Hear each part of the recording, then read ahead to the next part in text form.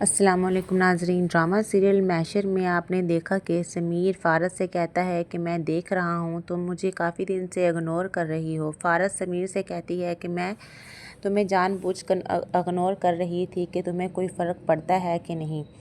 جو ہی سمیر یہ بات سنتا ہے تو غصے میں آ جاتا ہے اور فارس سے کہتا ہے کہ تم کیا چاہتی ہو۔ سمیر فارس سے کہتا ہے یہ رشتہ میں نے اپنی مرضی سے کیا تھا اور تم کہتی ہو کہ مجھے تمہاری فکر نہیں ہے۔ سمیر فارس سے کہتا ہے کہ اب تم کیا چاہتی ہو کہ میں تمہارے پلو سے بندھا رہوں اور تمہارے پیچھے کتے کی طرح دم ہلاتا پھروں۔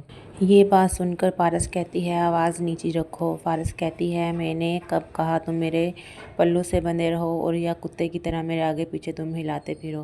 فارس کہتی ہے کہ اگر میں کہیں پرابلم میں ہوں کم از کم تم اس وقت وہاں پر اویلیبل تو ہو سکتے تھے۔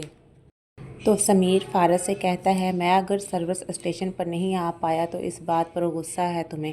فارس کہتی ہے اس بات پر غصہ نہیں ہے، غصہ اس بات پر ہے کہ تمہارے لیے انسان سے زیادہ پیسہ اہمیت رکھتا ہے، اور غصہ اس بات کا ہے کہ میں نے تم جیسے انسان سے رشتہ جوڑا۔ سمیر کی رنگ اس کے منہ پر مار دیتی ہے اور سمیر سے کہتی ہے جب تک تمہارے رہنے کا بندوبست نہ ہو جائے تم یہاں رہ سکتے ہو۔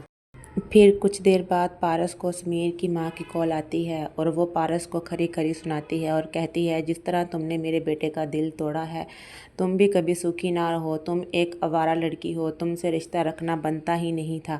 یہ سب باتیں احمر اور عبدالرحمن بھی سن رہے ہوتے ہیں۔ پارس کہتی ہے پھپھو آپ کو میں بتاؤں گی کہ رشتہ کیسے ختم کرتے ہیں۔ اور دوسری طرف عبدالرحمن آئمہ کو فون کر دیتا ہے کہ وہ شادی کی تیاریوں میں مصروف ہے، جسے سن کر آئمہ بہت دکھی ہو جاتی ہے اور آئمہ کی آنکھوں میں آنسو آ جاتے ہیں۔ مجھے تو بہت غصہ آ رہا ہوتا ہے جب عبدالرحمن یہ بات بولتا ہے، آئمہ تو بہت دکھی ہو جاتی ہے بیچاری۔ آئمہ سوچتی ہے کہ میں کیا اتنی ہی بری ہوں۔ فوزیہ سے کہتا ہے یہ پاگل پن چھوڑ دو، تو فوزیہ مانی سے کہے گی ٹھیک تو میں کروں گی تمہیں۔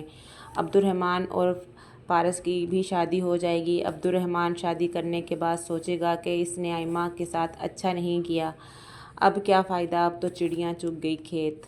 نکاح کے فوراً بعد عبدالرحمن آئمہ کو کال کرے گا، آئمہ کو بتائے گا کہ اس نے شادی کر لی ہے۔ آئمہ یہ بات سن کر بہت افسردہ ہوتی ہے اور عبدالرحمن سے کہتی ہے مبارک ہو تمہیں، خوش رہو۔ اور آئمہ کہتی ہے یہ دکھ میں اکیلے برداشت نہیں کر سکتی، میں یہ امی ابو کو بتاؤں گی۔ جس پر عبدالرحمن کہتا ہے کیا بتانے والی ہو تم؟ تو آئمہ کہتی ہے وہی جس سے تمہاری ٹانگیں کانپتی ہیں۔